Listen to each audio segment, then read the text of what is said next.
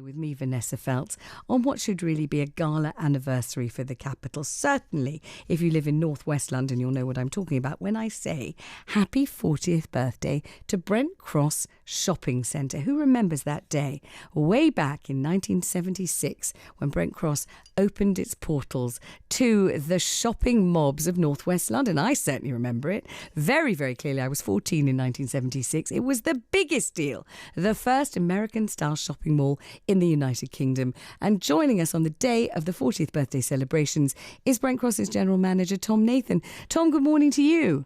Hi, Vanessa. I was a Saturday boy in Clark's shoes when we opened. Were you? I mean, it's hard to describe to people who've grown up with shopping malls and just expect them to be part of the furniture in London how exciting it was when Brent Cross arrived, almost like a kind of alien from a faraway planet, suddenly, dropping itself there in sort of on the borders of Hendon and Kilburn, and it seemed to promise everything exotic and exciting at the time, and still does. Yeah, and the funny thing, Vanessa, you may remember this, or your mum may have told you, this was going to be a white elephant. At the time, there was nothing like it. Who wanted to shop indoors in air-conditioned environment, looking at a fountain, playing on some wooden animals? It just wouldn't work. It was going to be a white elephant. But on the other hand, there were a load of people like me and my parents who were amazingly proud that North London and London had something that was a European first and became the start of hundreds and hundreds of shopping centres in the UK and in Europe, and was instantly incredibly successful. I mean, it took about 2 minutes, didn't it, for people to cotton on to the idea that a mall was not just a weird foreign import, but actually incredibly convenient. You could park free of charge in those days. Don't know if you still can, you'll have to tell me. And you could stand at the Phoenix end and look all the way down to John Lewis. You could stand at John Lewis and look all the way down to Phoenix. As you say, there was a fountain in the middle. You could have a cake with your grandma. You didn't have to get wet. It became within seconds, didn't it, a veritable institution? It really was seconds, Vanessa, and there were people queuing up. The sort of hordes that you expect to see at a One Direction gig were queuing up to get into Brent Cross and see the ribbon cut. And, certain things haven't changed. We've still got 8,000 parking spaces. We've still got it free. We've still got John Lewis and Phoenix, and you can still see from one end to the other. Unfortunately, the fountain had to go. And there's a campaign group bringing back the fountain. I'm not sure we're going to be able to do that. Why did the fountain have to go, and when did the fountain have to go? I think it dried up about 20 years ago. And dried up. It was one of Don't they have water at Brent Cross? Well, it's very hard water, and I think over time the gubbins became impossible, so they had to be stopped and eventually got taken out. But who knows? When we grow into the new Brent Cross in 2021, I'm trying to persuade our colleagues to bang a fountain in somewhere because we've got to keep the heritage. What is the new Brent Cross? What's that going to be?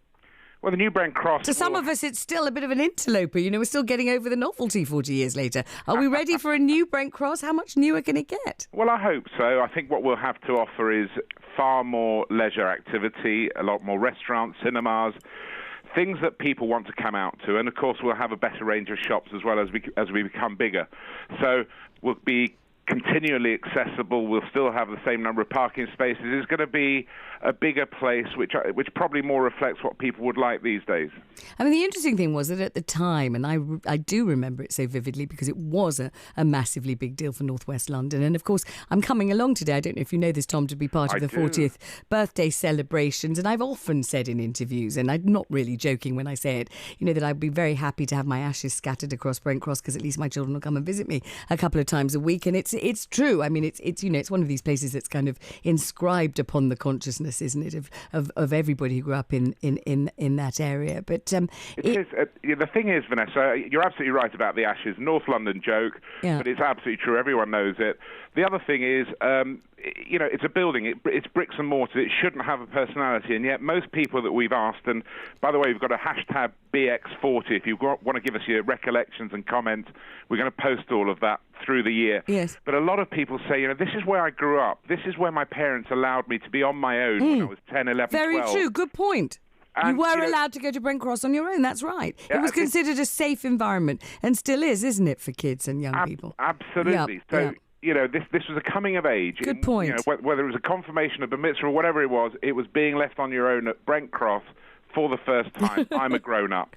There are other people who remember being dragged by their mums and grannies and parents to Brent Cross.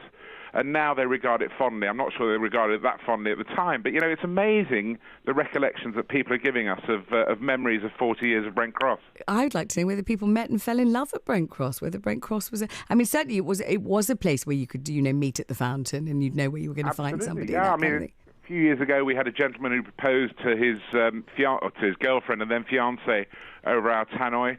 We've had a baby born here. Everything happens. If you watch EastEnders, you could rebrand it Brent Cross. I hope not the nasty things, but certainly the good bits.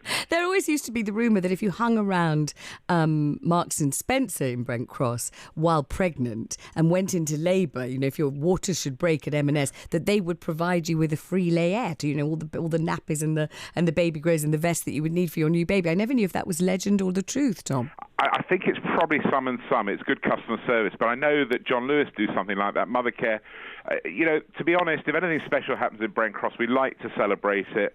We'd like to think that we're a very human place. We've got 16 members of staff today who are still working 40 years later, and we're going to give them awards at 9 o'clock today, very, very proudly celebrating their 40 years working at Brent Cross, and that's kind of the theme of today and for the year to come. It's nostalgia, but it's also a celebration of the fact, and a massive thank you to people who shopped here and worked here, that over 40 years you've made Brent Cross an amazing place, and I'm certainly very proud to be its general manager and to still be an icon, not just on the London stage, but I meet people from all over the world who know Brent Cross. We're famous, and we should be proud of that. Here. Well, I'm going to be there this morning from around about 11:45, and I hope to see you then and give you a big kiss and say happy birthday, Tom. Thanks very much indeed. Brent Cross, we'll certainly take your calls on that. Now, if you come from South London, did you make the trip, the odyssey towards Brent Cross to check it out, to see what all the fuss was about? Did you schlep all the way